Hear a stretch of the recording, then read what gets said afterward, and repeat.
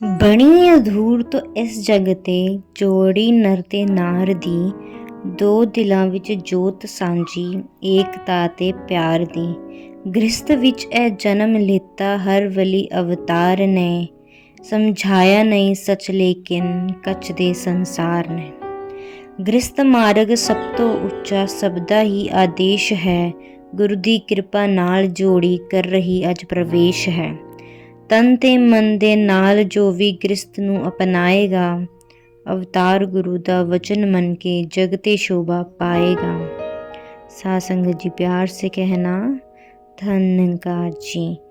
इस पद में वैवाहिक रीति के पुरातन और सनातन सिद्धांत का जिक्र करते हुए सतगुरु समझाते हैं कि हर युग में, हर धर्म में, हर स्थान पर सभी को, चाहे वो किसी भी परिवेश में रहे हों, इस संबंध की मर्यादा को निभाना पड़ा। ये एक सुंदर सामाजिक व्यवस्था है जिसका आधार एकता और प्यार है। हालांकि वर और वधू गृहस्थ में प्रवेश करके एक नया रिश्ता कायम कर रहे होते हैं, पर वास्तव में इसके द्वारा दो परिवारों का संबंध जुड़ रहा होता है। एकता और प्यार का संदेश केवल वर वधू के लिए ही नहीं है, बल्कि उनसे जुड़े सभी संबंधियों के लिए भी है।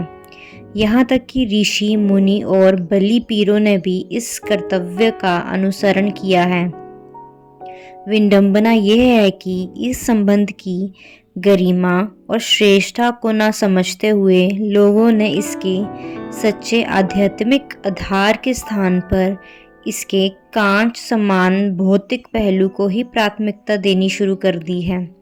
संसार के कई लोग इसे केवल एक मजबूरी या आस्तिक भोग की पूर्ति का साधन मान लेते हैं।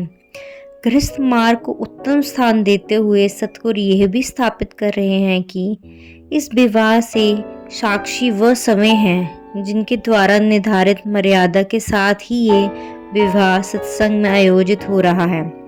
इस वैवाहिक जीवन को तन और मन के संप्रति भाव से जो भी निभाएगा वो संसार में शोभा ही पाएगा।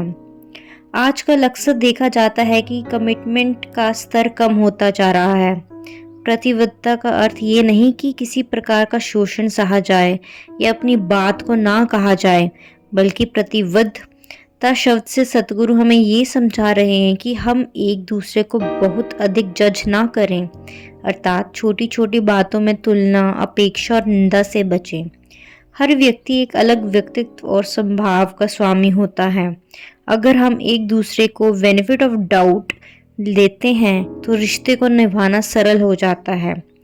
किसी दार्शनिक ने लिखा, विवाह एक दूसरे को बदलने का बंधन नहीं है, बल्कि एक दूसरे को स्वीकार करते हुए एक दूसरे के पूरक के रूप में साथ साथ परिवार का सींचने का उत्सव है।